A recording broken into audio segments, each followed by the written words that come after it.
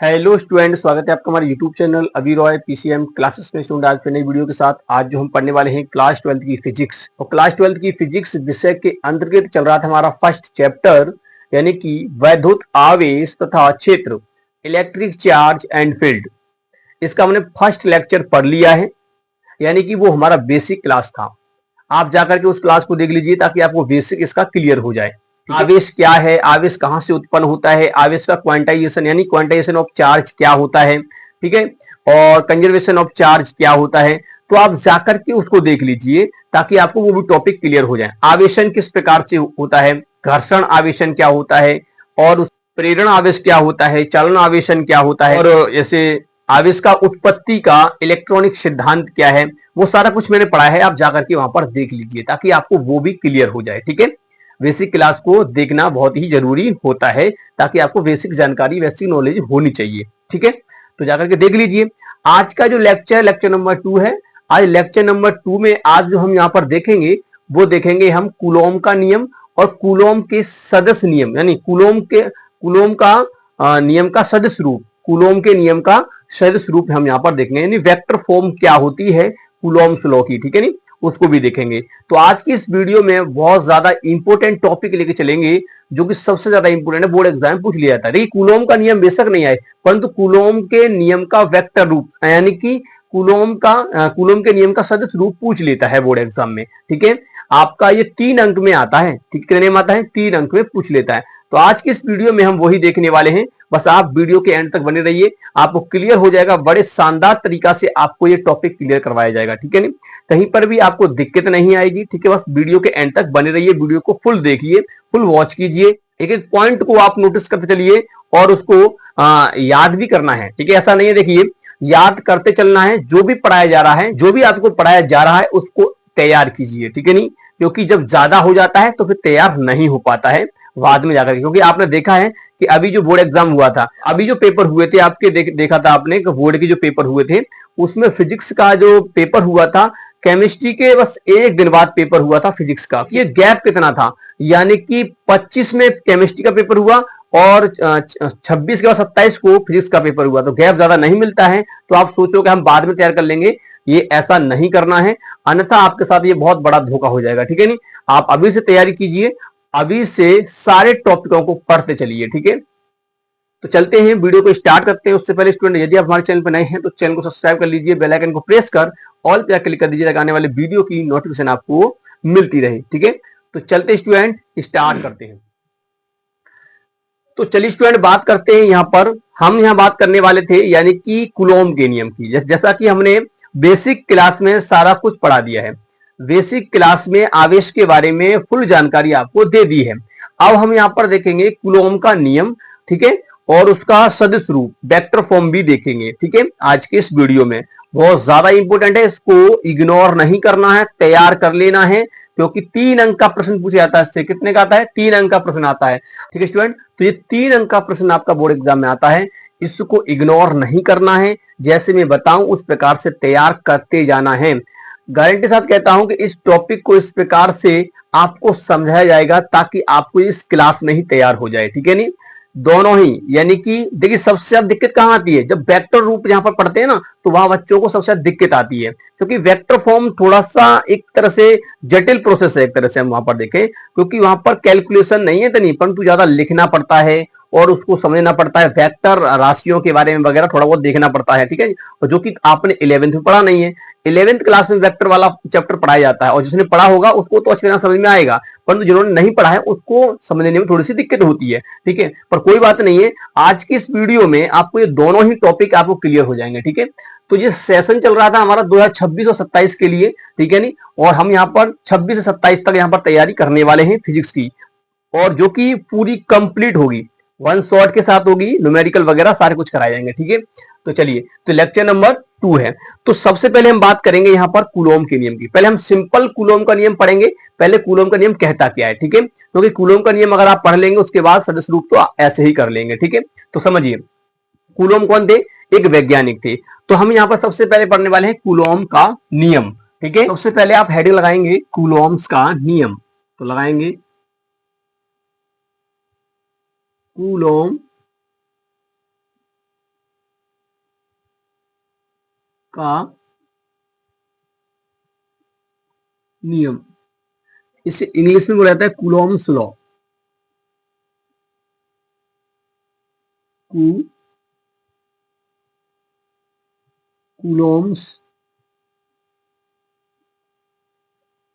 Coulomb's law, ठीक है।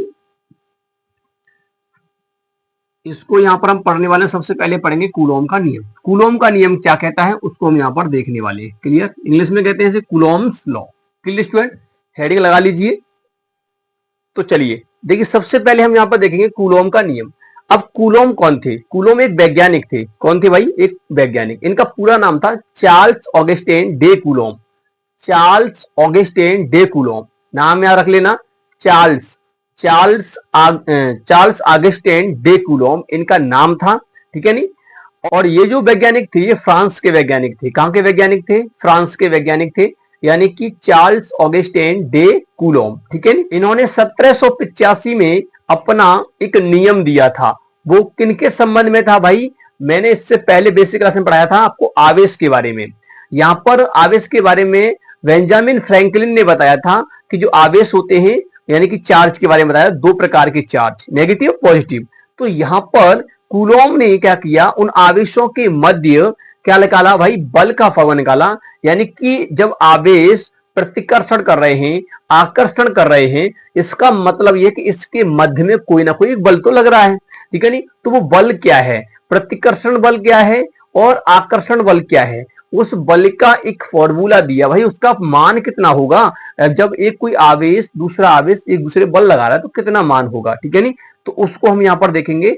यानी कि इनके मध्य जो बल लग रहा है उसके संबंध में चार्ल्स ऑगस्टीन डे कूलॉम ने अपना एक नियम दिया, जिसको कूलॉम के नियम से जाना गया।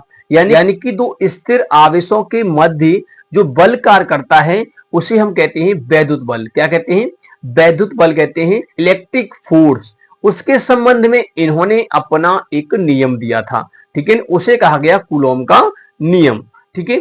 तो यहां पर कूलॉम ने क्या किया था? कौन थे भाई? एक वैज्ञानिक थे, फ्रांस के वैज्ञानिक थे। कहां के थे भाई? फ्रांस के। यानी कि 1785 में 1785 में क्या दिया था? 1785 में चार्ल्स ऑगस्टीन, कौन नाम था उनका भाई?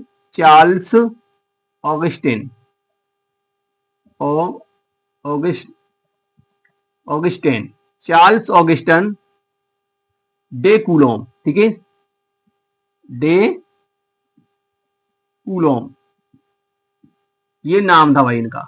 चार्ल्स ऑगस्टीन डे कूलॉम ये इनका नाम था। देख, तो यानी कि चार्ल्स ऑगस्टीन डे कूलॉम क्या था इनका भाई? नाम था इनका, ठीक है नहीं। कहां के वैज्ञानिक थे? ये फ्रांस के वैज्ञानिक थे।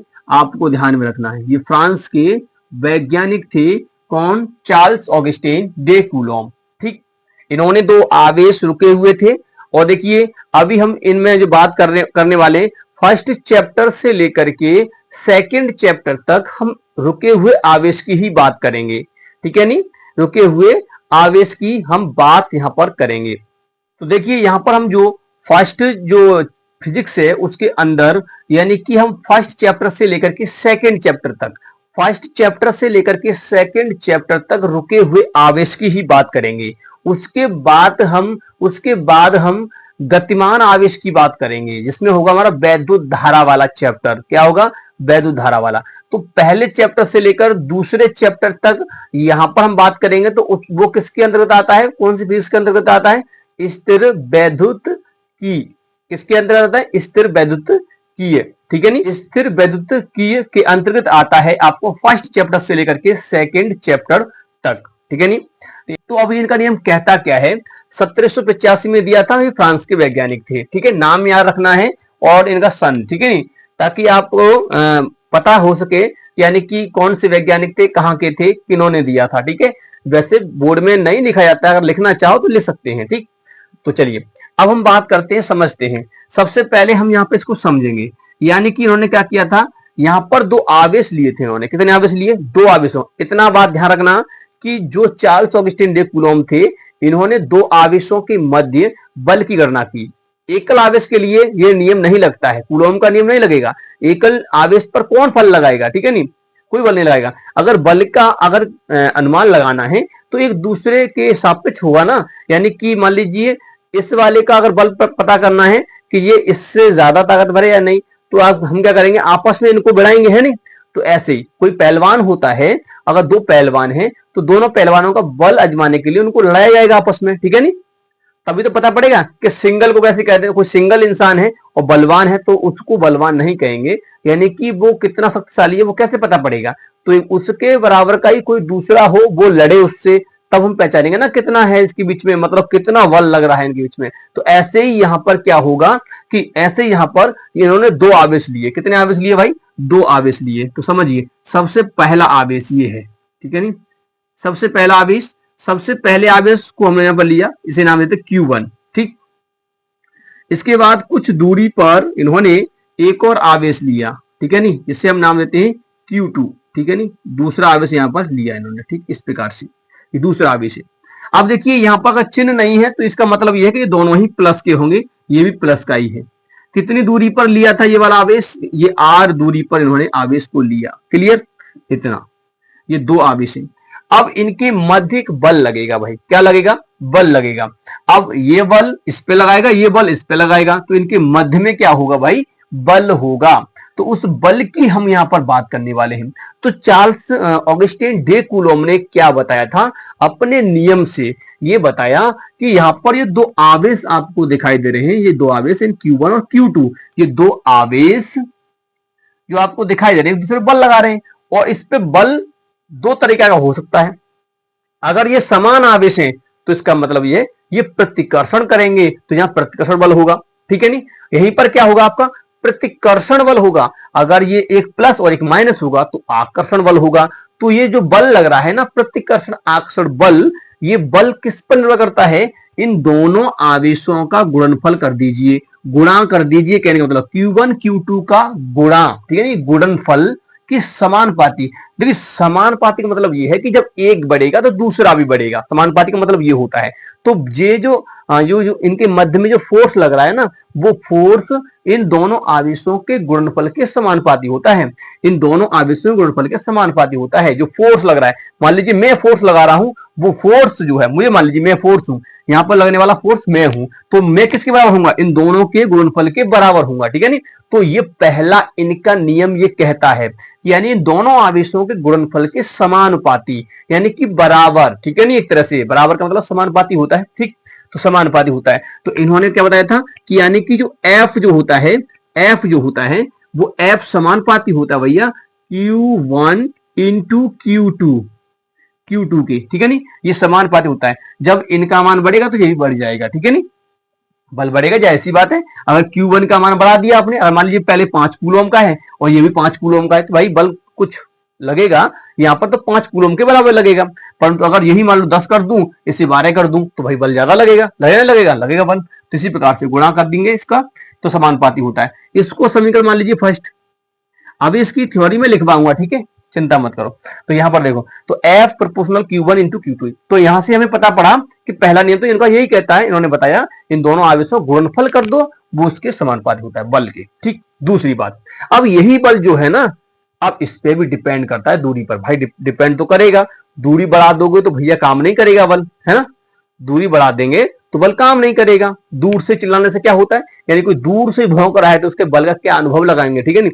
जैसे आपने देखा होगा कहीं पर भी जब लड़ाई झगड़ा होता है तो वहां पर तुमने देखा होगा कि दूर से ही होता है, ईंट फेंका फेंकी होती है, यानी कि ईंटों को फेंका, पत्थर को फेंकते हैं, ठीक है नहीं। तो ये क्या है, सब दूर से फेंकते हैं ना, तो वहां से कोई मतलब नहीं है। लठ लेके आओ, सीधा क्या करो, मतलब सिर पे मारो आकर के, ठीक है नहीं। तो इस प्रकार से, तो यानी कि जो एकदम लेके आओगे तो एकदम तड़ाक होगा एक तरह से, ठीक है नहीं। तो वहां पर क्या होगा, वहां पर बल पता पड़ेगा, हाँ कि हाँ यहाँ पर बल लग रहा है, ठीक है नहीं। दूर से चिल्लाने से क्या होता है, ठीक है नहीं, दूर से चिल्ला रहे, दूर से लाख लाख के चिल्ला रहे, तो ये क्या है भाई, दूर से चिल्ला रहे तो वहां पर फोर्स नहीं लगेगा ज्यादा, ठीक है नहीं, बस गाली दे सकते हो, कुछ नहीं कर सकते।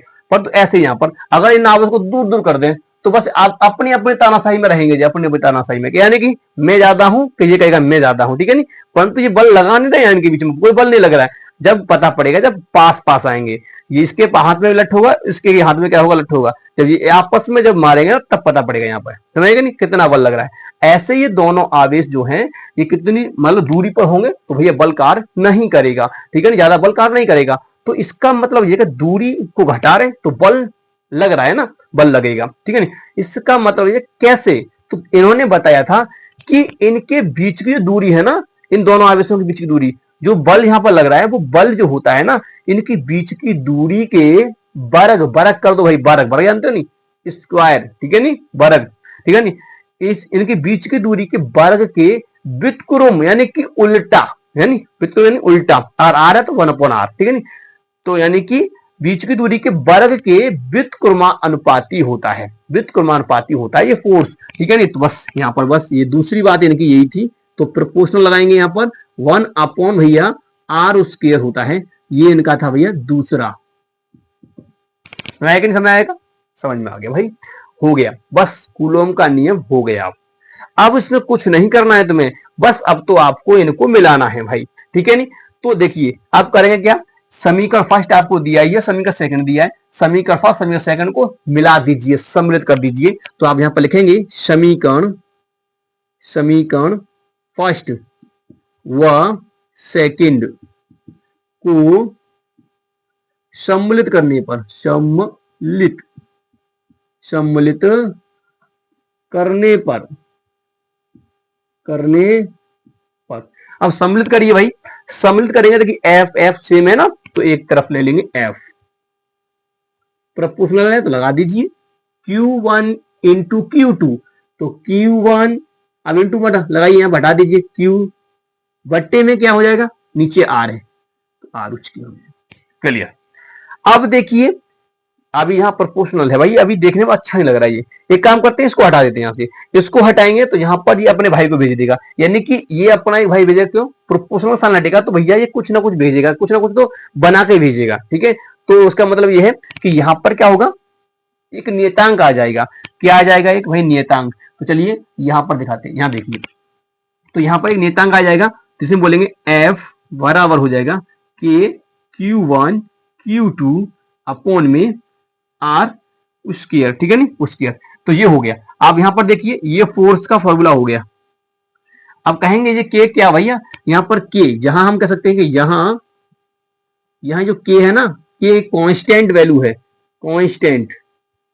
कांस्टेंट यानी कि ये वो है जो लड़ाई में बीच में आते हैं बचाने के लिए, ठीक है नहीं, ऐसे ही। तो ये भैया बीच में आए थे तो ये वो है, ठीक है, इनके बीच में बिचौलिया है, एक तरह से कह सकते हैं। यहाँ पर के जो है आपको कांस्टेंट है, ये नियतांक है, क्या है इसका नाम, नियतांक, नियतांक है भाई, ये क्या है, नियतांक, क्लियर।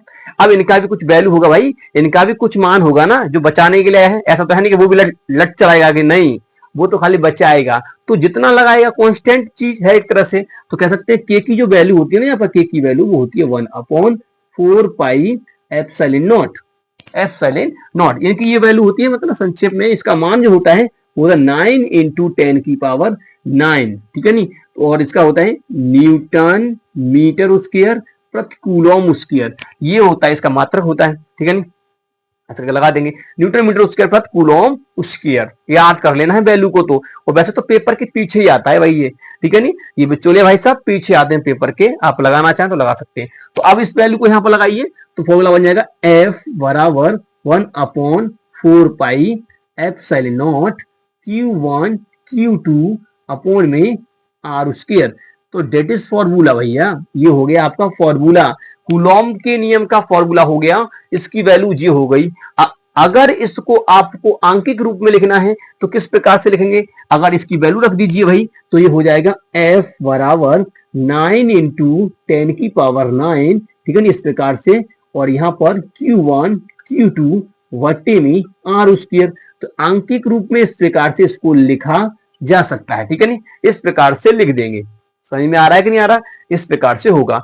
तो ये हो गया आपका कूलॉम का भाई नियम, क्या हो गया, कूलॉम का नियम। अब ये परिमाण है, केवल बल का परिमाण है, सदिश रूप नहीं है। अच्छा इसका मात्रक भी होता है, क्या होता है भैया, न्यूटन। न्यूटन यानी कि न्यूटन, ठीक है नहीं, ये इसका मान है। बल का फॉर्मूला किसने दिया, F बराबर m, न्यूटन ने दिया था, इसलिए वहीं से निकल गया न्यूटन। ये ऐसा ही पद्धति का मात्र होता है न्यूटन। क्लियर। तो F बराबर ये फॉर्मूला आपको याद रखना है, ये वाली। अच्छा, तो ये इतना है कूलॉम का नियम, बस अब तो थ्योरेटिकल रह गया लिखने के लिए। सो अब वहां पर लिख लेना भाई, क्या लिखेंगे, लिखेंगे कूलॉम के नियमानुसार। क्या लिखेंगे भाई, कूलॉम के नियमानुसार किन्हीं दो आवेशों के मध्य लगने वाला आकर्षण तथा प्रतिकर्षण बल उन दोनों आवेशों के गुणनफल के समानुपाती तथा उनके बीच की दूरी के वर्ग के व्युत्क्रमानुपाती होता है। यही कूलॉम का नियम होता है, बस। तो हो गया कूलॉम का नियम। चलिए मैं यहां पर लिख दूं, उसको आप नोट कर लेना। तो चलिए स्टूडेंट, इसको तैयार कर लीजिए। यानी कि क्या है, कूलॉम वही चीज है जो मैंने अभी बताया था आपको। कूलॉम के नियमानुसार किन्हीं दो आवेशों के मध्य लगने वाला आकर्षण या हम कह सकते प्रतिकर्षण बल उन दोनों आवेशों के गुणनफल के समानुपाती तथा उनके बीच की दूरी के वर्ग के व्युत्क्रमानुपाती होता है। बस इसे ही कूलॉम का नियम कहा जाता है। तो इस प्रकार से आपको लिखना है। चलिए स्क्रीनशॉट ले लीजिए इसका, ठीक है। अब देखिए, स्क्रीनशॉट ले लिया आपने, नहीं, चलिए ले लीजिए। यहां पर अब देखिए कूलॉम के नियम की कुछ सीमाएं होती है कि ये नियम कहां कहां लगता है, उसको देखेंगे। उसके बाद देखेंगे हम कूलॉम का सदिश रूप, ठीक है नहीं, क्या देखेंगे, सदिश रूप देंगे। इस फॉर्मूला को पता होना चाहिए। तो यानी कि पहले हम देखेंगे सीमाएं। तो सीमाएं क्या है इसकी, देखिए सिंपल सीमाएं हैं कि यानी कि ये जो नियम है वो केवल एकल आवेश के लिए लागू नहीं है, अकेले आवेश के लिए नहीं लगता है। ये केवल दो आवेश हो या दो से अधिक आवेश हो तभी लगेगा, ठीक है नहीं। तो एकल आवेश के लिए नियम नहीं लगता है। दूसरा दूसरा ये होता है कि यानी कि ये जो बल है ना, ये बल क्या होता है, जैसे मान लो आकर्षण या प्रतिकर्षण बल जो है, ये कब काम करता है, अधिक दूरी पे काम नहीं करता है, पहली बात तो। और 10 की पावर -15 मीटर से कम दूरी पर भी ये बल काम नहीं करता है। अगर ज्यादा दूरी कम हो जाएगी और मान ली पहलवान से पहलवान चिपक जाएंगे, भाई बिल्कुल नहीं चिपक जाएंगे तो कहा लड़ेंगे, ठीक है नहीं, लड़ नहीं पाएंगे। ऐसे ये आपस में मान लो चिपक जाएंगे, बहुत ही कम दूरी है, इनकी एक सीमा है कि बहुत कम दूरी है, ठीक है नहीं, थोड़ा सा गैप तो होना चाहिए लड़ने के लिए, ठीक है। तो ताम पर मतलब लठिया घूम जाए तुम्हारी, है ना, वैसे ही। तो यहाँ पर ये आवेश है और ये आवेश यहाँ पर आएगा, तो मान लीजिए इनके बीच में गैप कम हो जाएगा, जिनकी एक सीमा है उस सीमा से कम हो जाएगा। वो कितनी सीमा है, वो सीमा है भैया कितनी, 10 की पावर -15 मीटर से अगर कम वैल्यू हो जाती है, इनके बीच की दूरी मतलब कम हो जाए, इससे भी कम हो जाए, तो इसका मतलब ये है कि यहां पर बल ये काम नहीं करेगा। क्लियर। तो ये इसके क्या होते हैं, ये इसके होते हैं क्या, सीमा होती है इसकी। ये कूलॉम के नियम की सीमाएं पूछ लेता है कि कूलॉम का सदिश रूप क्या है, तो इसकी सीमाएं भी बताइए। ऐसे तो नहीं पूछेगा, पूछेगा तो सदिश रूप पूछेगा, ठीक है, 3 नंबर में आएगा। अगर आ गया ये भी, तो अगर आ जाइए तो इसको तैयार कर लेना। तैयार तो हो ही गया है ना, आपको क्या करना है, तैयार तो हो ही गया है, ठीक है। तो आपको लिखना है। चलिए मैं सीमाओं को भी लिख देता हूं, जो इसकी सीमाएं हैं, ठीक है, उनको भी कॉपी कर लीजिए ताकि आपको क्लियर हो जाए। चलिए स्टूडेंट, आप देखते हैं इसकी सीमाएं। थोड़ा सा गैप किया था यहाँ पर क्योंकि यहाँ पर जगह नहीं थी। चलिए सबसे आप पहले देखेंगे इसकी सीमाएं। तो कूलॉम के नियम की सीमाएं, ठीक है। तो मैं यहाँ पर डायरेक्ट सीमाएं लिखता हूं, आप लिख लेना सीमाएं, ठीक है नहीं। किसकी भैया, कूलॉम के नियम की बात चल रही है, नहीं खाली सीमाएं लिख दो, ठीक है नहीं। तो कूलॉम के नियम की सीमाएं, पहली सीमा क्या है इसकी, फर्स्ट सीमा अगर इसकी बात करेंगे भाई, तो ये है कि यह नियम केवल बिंदु आवेश के लिए ही काम करता है। बिंदु आवेश के लिए काम करता है, बिंदु आवेश के लिए, यानी यह केवल एकल आवेश के लिए नहीं, ये दो बिंदु आवेशों के लिए काम करता है। तो यह नियम कह सकते हैं, यह नियम दो या दो से अधिक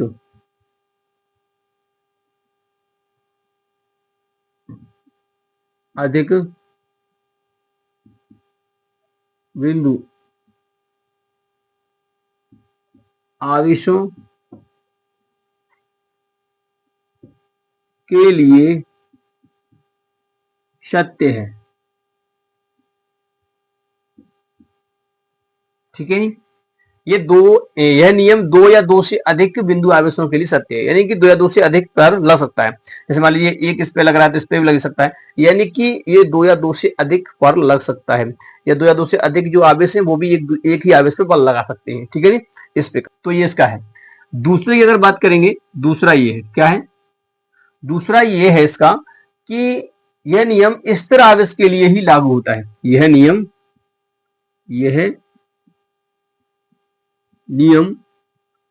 स्थिर आवेश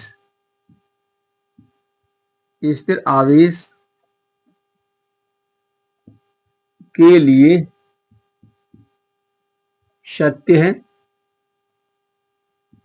सत्य है, लेकिन गतिमान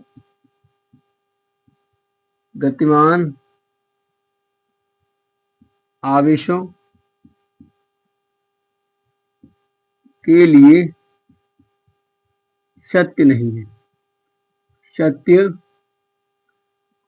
नहीं है।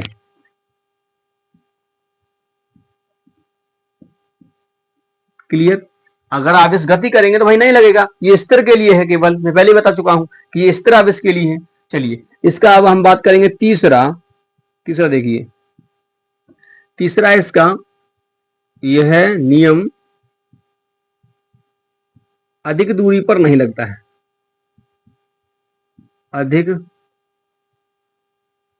अधिक दूरियों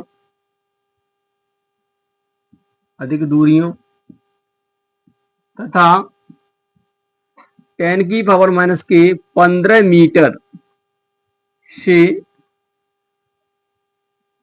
कम दूरी पर कार्य नहीं करता है।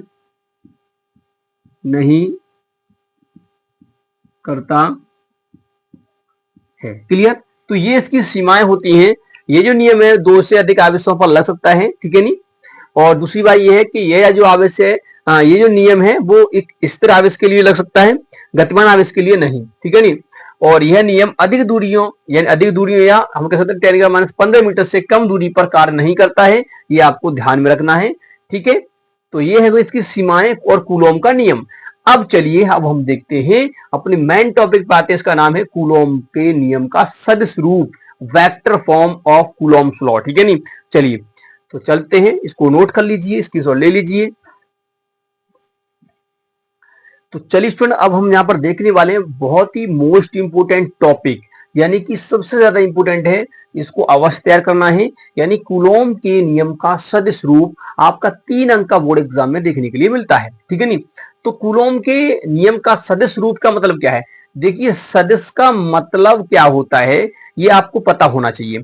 सदिश जो राशि होती है, कोई भी एक राशि है अगर सदिश है, तो सदिश राशि की एक खासियत होती है। कोई सदिश राशि है, मान लीजिए सदिश राशि है, और सदिश राशि में क्या क्या होता है? परिमाण होता है, परिमाण भी होता है, और साथ साथ में दिशा होती है। उसके साथ क्या होती है भाई? दिशा भी होती है, ठीक है नी। परिमाण और दिशा दोनों होते हैं, तब वो कहलाती है सदिश राशि। ये 11 का टॉपिक है, यानी कि सदिश और अदिश राशियां, ठीक है नी। अदिश राशियों में डायरेक्शन नहीं होती है।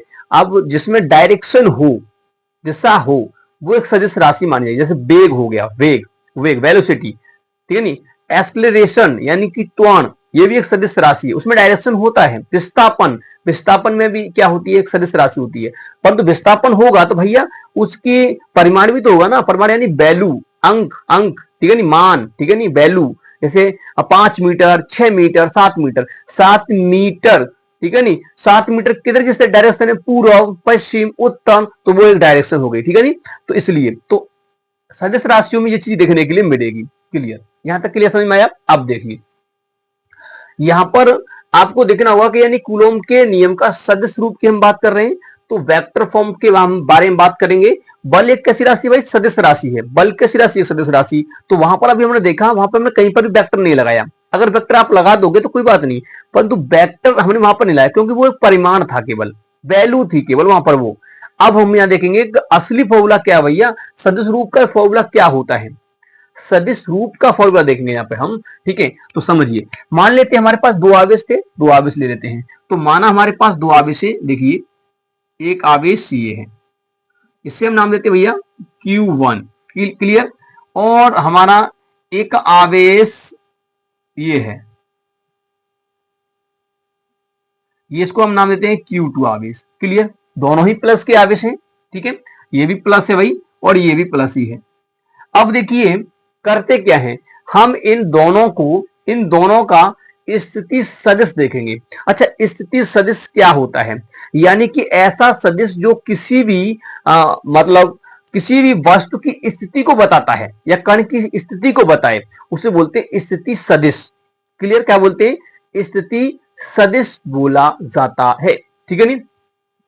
तो चलिए, तो यहां हमें बनाना होगा, तो क्या करेंगे हम, यहां पर एक ग्राफ लेंगे, यानी कि कार्तिकी तल आपने पढ़ा होगा, यानी कि यहां पर हम एक ग्राफ यहां पर लेंगे। तो यहां पर हम एक ग्राफ के माध्यम से देखेंगे, जिसे हम कार्तिकी ग्राफ यानी कि हम कह सकते हैं यानी कोऑर्डिनेट वाला, ठीक है नहीं। तो यहाँ पर 3D वाला बनाएंगे यहाँ पर, ठीक है। तो 3D यहाँ पर देखेंगे, तो यानी कि एक्स अक्ष, वाई अक्ष, जेड अक्ष, ठीक है नहीं, इस प्रकार से 3D में हम यहाँ पर इसको देखेंगे। तो यहाँ पर देखिए,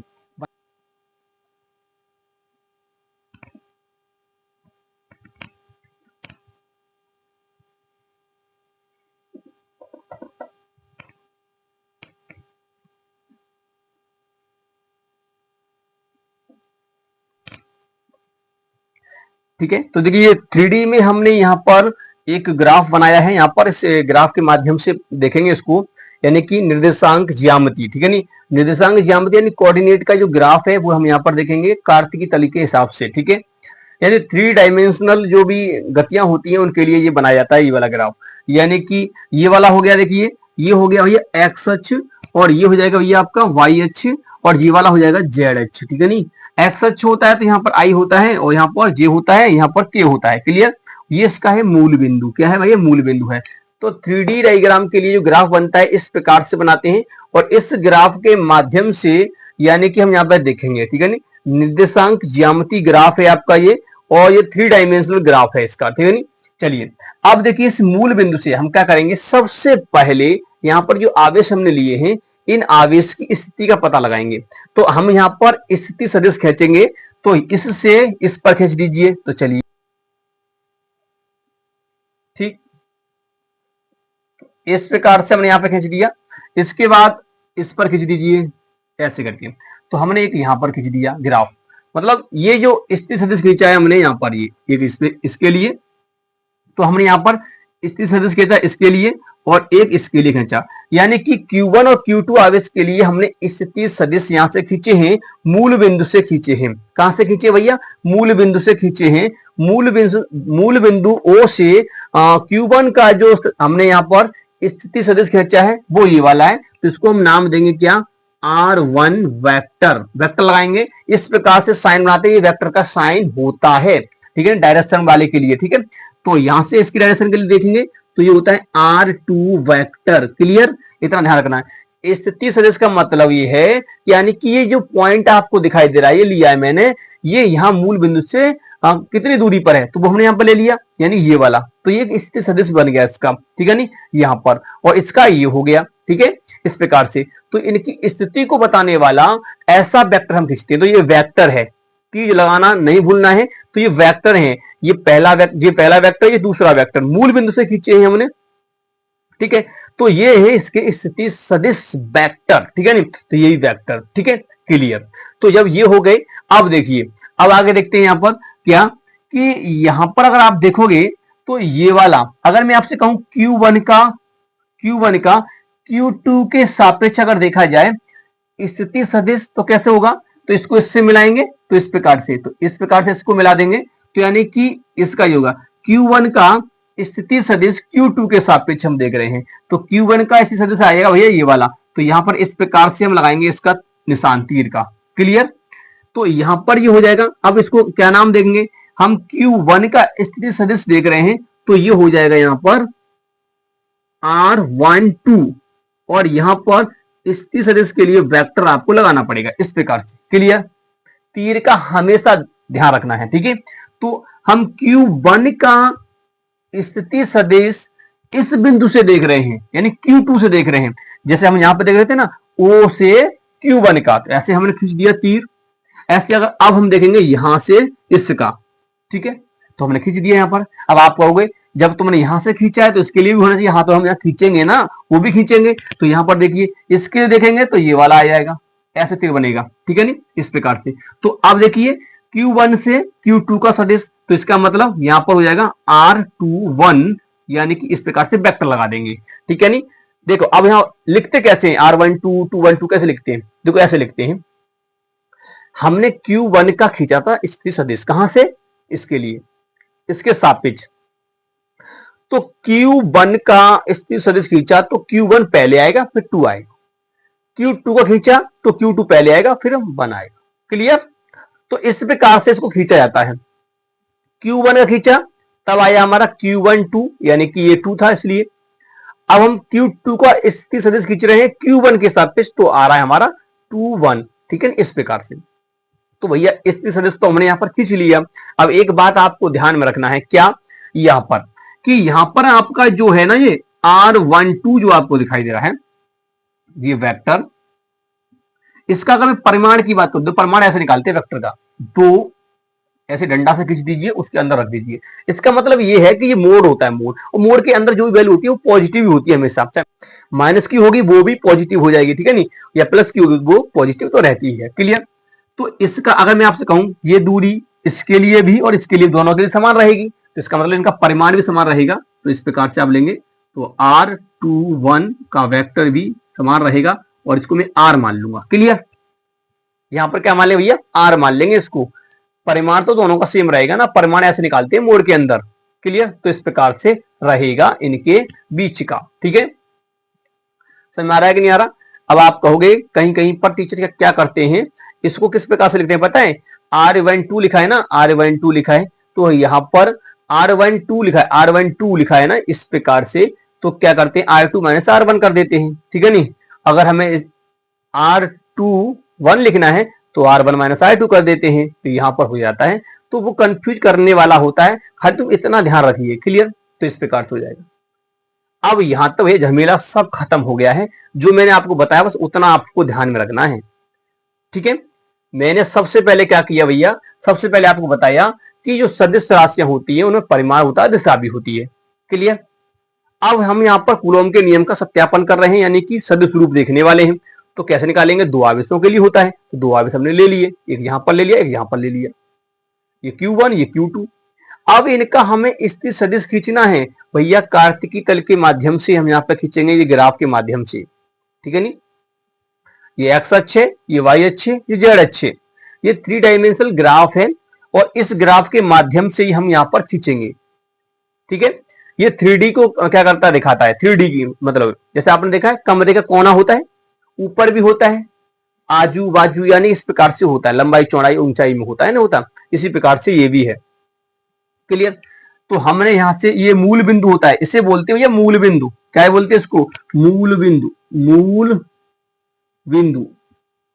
अब मूल बिंदु से हम खींचना है, तो हम Q1 का स्थिति सदिश देखेंगे, तो यहां से हमने खींचा ऐसे करके एक वेक्टर, तो R1 वेक्टर हो जाएगा, R1 मान लिया हमने, पहले वाला है ना इसलिए R1 वेक्टर, तो सब पे लगाना है जो भी है उसका, ठीक है। चलिए Q2 खींचेंगे तो R2 वेक्टर लगाना है, इस प्रकार से हो जाएगा, क्लियर। तो हमने स्थिति सदिश खींच लिया। अभी एक जगह और रह गया, कहा, यहां पर देखिए Q1 का Q2 के सापेक्ष स्थिति सदिश जो आएगा वो आएगा R12 वेक्टर, और Q2 का स्थिति सदिश आएगा R21 वेक्टर, इस प्रकार से। यहां से इसके लिए खींचेंगे, तीर का हमेशा ध्यान रखना है, इसका खींचो तो इसकी तरफ तीर, इसका खींचो इसकी तरफ तीर, इसका खींचो यहां से तो इसकी तरफ तीर, मतलब तीर का हमेशा ध्यान रखना है, नहीं उल्टा कर दो, ठीक है, ऐसे होता है।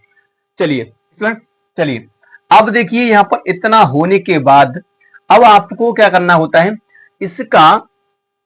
अब देखिए यहां पर हमने देखा इनका ये वेक्टर रूप है इनका, ठीक है नहीं, परिमाण देखा तो इतना है इनका, ठीक। इनका अगर मैं एकांक सदिश निकालूं, इसका एकांक सदिश, इसका एकांक सदिश, यानी डायरेक्शन, ये अब जो आपको दिखाई दे रहा है यहां पर R12 ये किसका है, इसका ही तो है, इसका स्थिति सदिश है, Q2 के सापेक्ष। अब मैं कहूं आप इसका एकांक सदिश क्या होगा, तो अगर इसका एकांक सदिश देखोगे यानी कि R12 वेक्टर का एकांक सदिश, क्या एकांक, एकांक सदिश, एकांक सदिश इसका जो हो जाएगा वो हो जाएगा भैया R12, इसके ऊपर कैप लगा देंगे, केवल इसी के ऊपर कैप।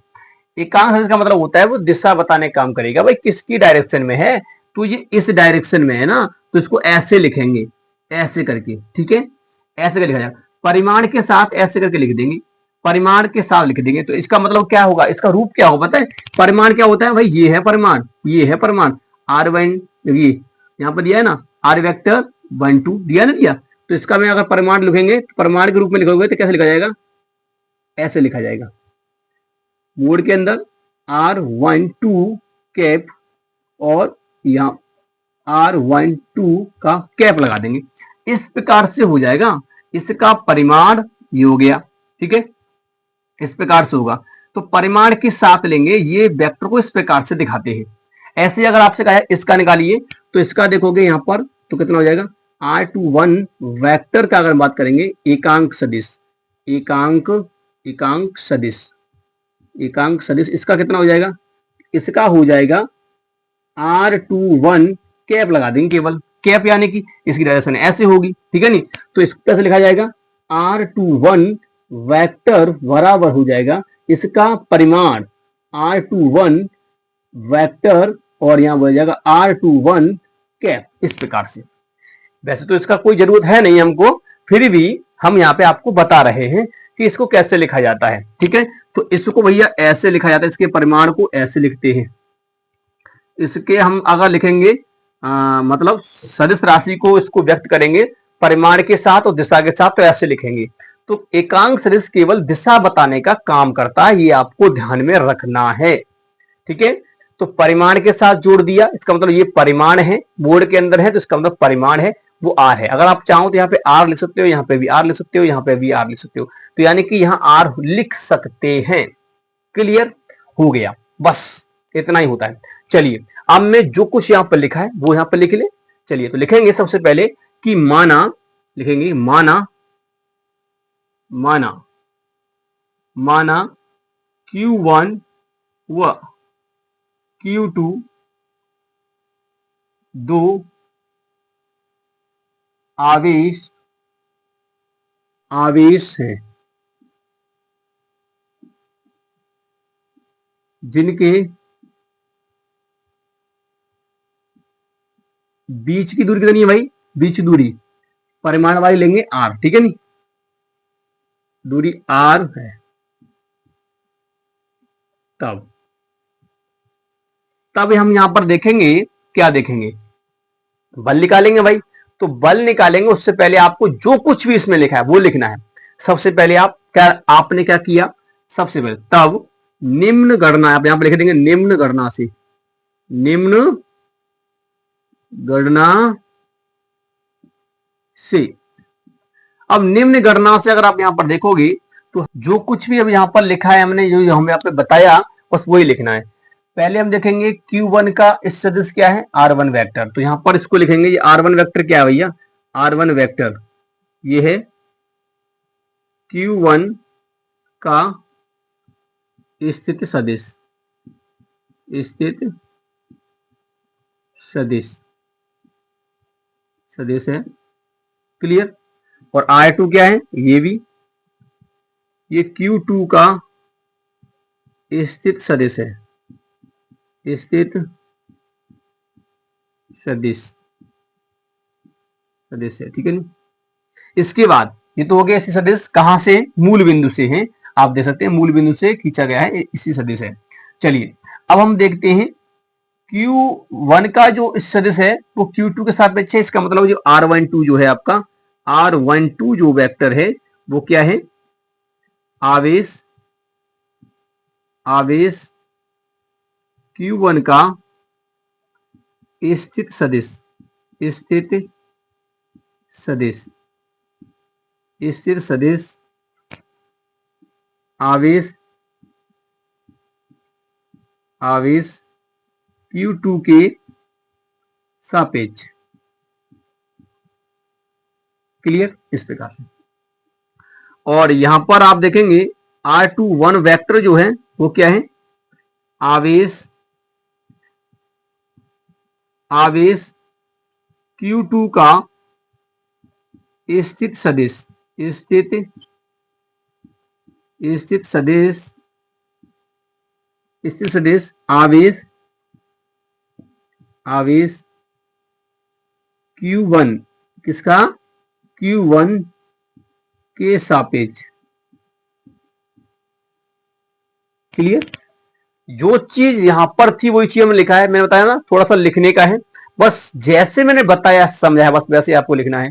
पहले आपको स्थिति सदिश खींचना है इनका। तो Q1 का स्थिति सदिश मैंने खींचा, तो R1 क्या है, Q1 का स्थिति सदिश, और R2 क्या है, Q2 का स्थिति सदिश। फिर यहां पर हम इनके सापेक्ष में खींच लेंगे एक दूसरे के। तो यहां पर R12 आवेश Q1 का सदिश आवेश Q2 के सापेक्ष, जिसके सापेक्ष लेते हैं, जैसे मान लीजिए इसका है Q1 का सदिश है तो Q1 पहले आएगा फिर 2 बाद में आएगा, ठीक है, इस प्रकार से। ऐसे ही 2 वाला है आवेश Q2 का सदिश आवेश Q1 के सापेक्ष। क्लियर, यहां तक हो गया। चलिए, अब यहां पर एक चीज और है, यहां पर जो आपने लिखा है ये R12 ये सब चीज आपका लिखा हुआ है, उसे आप यहां पे लिख सकते हैं।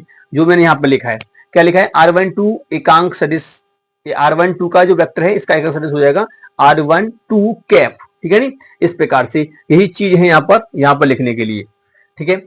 चलिए, अब हम देखेंगे इसका एकांक सदिश, यानी कि R12 वेक्टर जो आपको दिखाई दे रहा है, इसका एकांक सदिश क्या होगा। ये किसका स्थिति सदिश है, Q1 का है, किसके सापेक्ष, Q2 के सापेक्ष।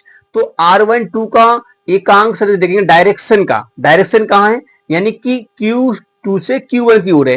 तो एकांक इसे कैसे दिखाएंगे, इसी वाले को एकांक सदिश के रूप में कैसे दिखाएंगे, R12 कैप के रूप में दिखाएंगे। तो यहां पे लिखेंगे आप क्या, वही चीज कि R12 वेक्टर का एकांक सदिश, क्या भाई, एकांक सदिश, एकांक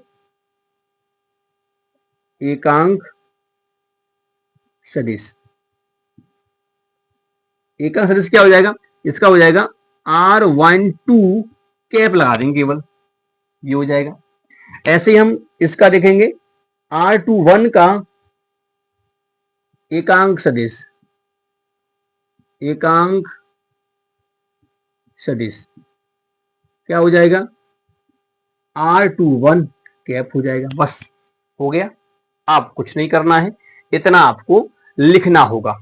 अब तो केवल आपको थोड़ा सा कैलकुलेशन करना है, बल ज्ञात करना है, कूलोम का नियम लगाना है, बस कुछ करना नहीं है, ठीक है नहीं। अब सबसे पहले आप यहां पर देख लीजिए, क्या बल की डायरेक्शन देखेंगे, तो बल की डायरेक्शन और देख लीजिए। क्या, अगर आप देखें Q1 पर जो बल है वो Q2 कैसे लगाएगा, किस डायरेक्शन में लगाएगा, ये अपनी तरफ खींचेगा, नहीं भाई ये प्लस है, यही प्लस है, तो धक्का लगाएगा ऐसे करके। तो इसका मतलब यह कि यहां पर जो बल लगेगा भाई वो उसी डायरेक्शन ऐसे करके होगी, इस प्रकार से ऐसे डायरेक्शन होगी बल की, जिसे हम बोलेंगे, यानी Q1 पर बल लग रहा है यानी कि Q2 के सापेक्ष। तो यानी हम कह सकते हैं F12 जो फोर्स लग रहा है वो इस प्रकार से होगा, और इस पर जो फोर्स लगेगा वो ऐसे लगेगा, यानी इसे बोलेंगे F21 vector. Clear, vector form में लेंगे तो ऐसे करके फोर्स लगेंगे। क्लियर, डायरेक्शन बल की आपको पता होना चाहिए, क्योंकि अभी हम इन्हीं बल को लगाने वाले हैं। ठीक, इतना होने के बाद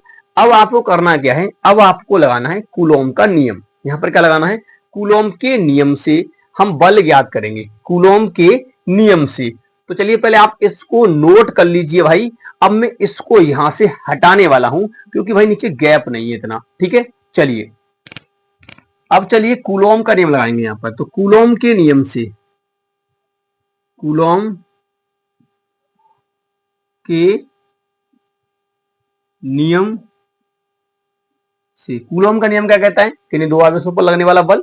तो हम पहले देखते हैं इस पे लगने वाला बल, Q1 पर Q2 के सापेक्ष बल। तो हम यहां लिखेंगे, यहां पर लिखेंगे, अब सबसे पहले हम देखेंगे, सबसे पहले, ठीक है नी, Q1 Q2 आवेश, Q2 आवेश के द्वारा Q1 आवेश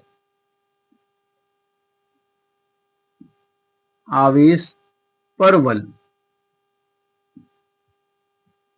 अगर देखेंगे तो फोर्स क्या लगेगा, F12 वेक्टर फॉर्म में है। फॉर्मूला वही है आपका, K लगाएंगे बस यहाँ पर, Q1 और Q2 डायरेक्शन। अब यहाँ पर देखेंगे तो, और यहाँ पर देखिए R स्क्वायर, दूरी ये वाली लेंगे क्योंकि दोनों का परिमाण सेम है, इसलिए इनके बीच की दूरी क्या है ना, तो वही वाला। तो यहाँ पर R लेंगे तो R स्क्वायर में होता है। अब यहाँ पर देखिए, यहाँ पर डायरेक्शन के साथ साथ अब यहाँ पे करना क्या है आपको, यहाँ पर कैप लगाना है। क्यों? क्योंकि हमें इनका स्थिति सदिश तो देख लिया था हमने, ठीक है नहीं। अब इसका डायरेक्शन तो बतानी होगी ना, किस डायरेक्शन में है ना, उसके लिए। तो उसके लिए यहाँ पर हम लगाएंगे क्या, केवल यहाँ पर R12 कैप, इस प्रकार से लगाएंगे। क्लियर? R12 कैप हम यहाँ पर लगा देंगे। चलिए, तो ये हो गया भैया आपका यहाँ पर फर्स्ट समीकरण इसका। अब ऐसे हम लगाएंगे, कूलम का नियम लगा रहे हैं अभी हम यहाँ इसमें। अब लगाएंगे हम Q1 आवेश के द्वारा, Q1 आवेश के द्वारा Q2 आवेश पर बल, Q2 आवेश पर बल। Q1 पर देख लिया इसके द्वारा, अब Q2 पर बल देखेंगे Q1 के द्वारा। तो कितना है वो है आपका F21 वेक्टर बराबर, फॉर्मूला वही रहेगा, Q1 Q2 रहेगा, वटे में दूरी R स्क्वायर रहेगी, बस यहाँ पर जो आएगा डायरेक्शन 21 कैप हो जाएगा। तो ये समीकरण हो गया ये आपका सेकंड। क्लियर? फर्स्ट और सेकंड दो समीकरण यहाँ पर हो गए। चलिए, तो ये हमारे फोर्स निकल के आए हैं, फोर्स हमने निकाल लिया। अब देखिए यहां पर आप दे सकते हैं कि जो R12 वेक्टर का एकांक सदिश था R1 कैप, ये डायरेक्शन बता रहा है। इसका मतलब ये कि इस डायरेक्शन में है, इसकी बल की डायरेक्शन ऐसे है आगे, तो यहां पर आ रही है, ऐसे आ रही है, ठीक है नहीं। और इस पर लगने वाला बल की डायरेक्शन ऐसे है, तो इनका जो सदिश है वो बता रहा है कि इनकी दिशा ऐसे है और इसकी दिशा इस प्रकार से है, ठीक है नहीं। तो इसकी जो स्थिति सदिश है, इसकी डायरेक्शन कैसे है, इस प्रकार से। तो यहाँ पे तीर दिखाया जा रहा है, तो ऐसे ही बल लग रहा है, और इसकी इस प्रकार से है, ठीक है, तो ऐसे ही बल लग रहा है। इसका मतलब यह है कि जो R12 वेक्टर का जो स्थिति सदिश जो था, R12 वेक्टर जो स्थिति सदिश है, इसका एकांक सदिश जो है वो क्या है, R12 कैप है। क्लियर? जिसकी डायरेक्शन ऐसे है।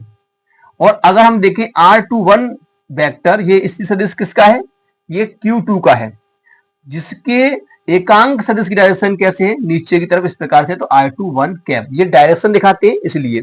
तो ये एक दूसरे के विपरीत है। कैसे में विपरीत, तो हम यहां लिख सकते हैं कि यहां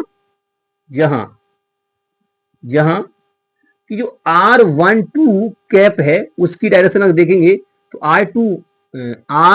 R12 कैप जो है वो माइनस लगा देंगे यहाँ पर एक चिन्ह। क्यों माइनस क्यों लगा रहे हैं भाई, डायरेक्शन दिखाने के लिए। माइनस का मतलब यह है कि इनकी डायरेक्शन विपरीत है। क्लियर? चलिए, तो अब इस वैल्यू को अब यहां पर देखिए, अगर मैं R12 या 21 इसकी वैल्यू, अच्छा ऐसे भी तो हो सकता है, या हम इसको ऐसे लिख सकते हैं, या R21 कैप माइनस का R12 ऐसे यहां पर, यानी कि R12 कैप, परंतु यह माइनस का, ऐसे भी लिख सकते हैं, या ऐसे लिखो या ऐसे लिखो, ठीक है। किसी एक के साथ आप माइनस का चिन्ह लगाएंगे ताकि आप पता कर सकें कि इसकी डायरेक्शन विपरीत है। क्लियर? तो अब इसका मान उठा कर रखिए। अब R21, अब सेकंड समीकरण, सेकंड में अगर मान रख दूं, समीकरण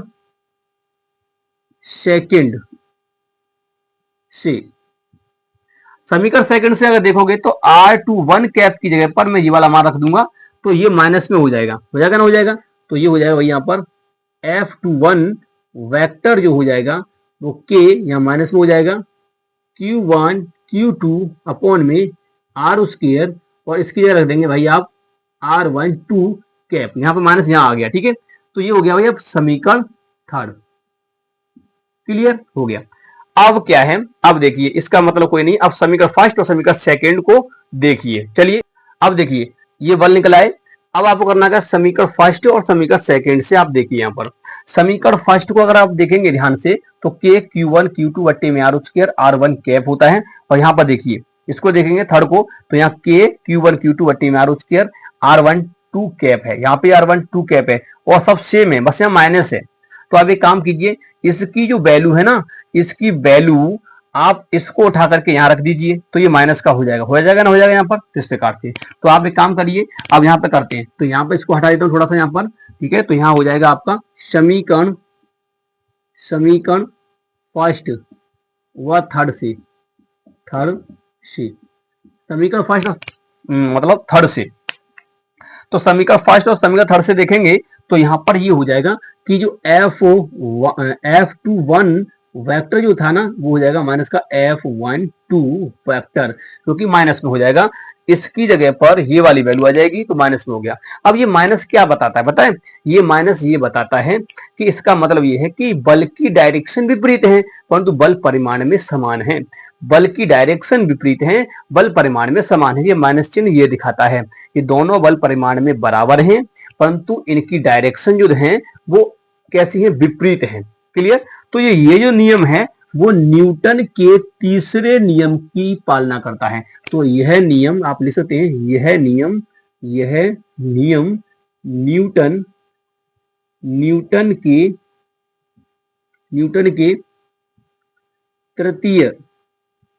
तृतीय नियम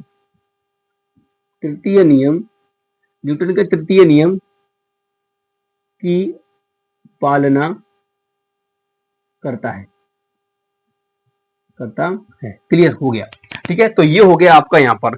अच्छा, अब आप कहोगे कि यहाँ पर सूत्र अगर बाई चांस पूछे, सदिश रूप पूछे, कूलॉम के नियम का सदिश रूप का फॉर्मूला पूछे तो आप कैसे लिखेंगे? तो आप इस प्रकार से लिख देंगे, यानी कि जो F अगर Q1 आवेश के लिखना है, अगर Q1 के लिए कहे तो आपको लिखना है F12 वेक्टर बराबर के Q1 Q2 बटे में आर स्क्वायर। अब आपको यहां पर कर देना है R12 कैप कर देना है। और अगर आपको Q1 Q2 दिया गया है और आपसे कह रहा है कि इसका सदिश रूप बताइए, डायरेक्ट पूछे, तो चलिए मैं इसको यहां से हटा देता हूं, ठीक है। अब इसका कोई काम ही नहीं है यहां पर, ठीक है।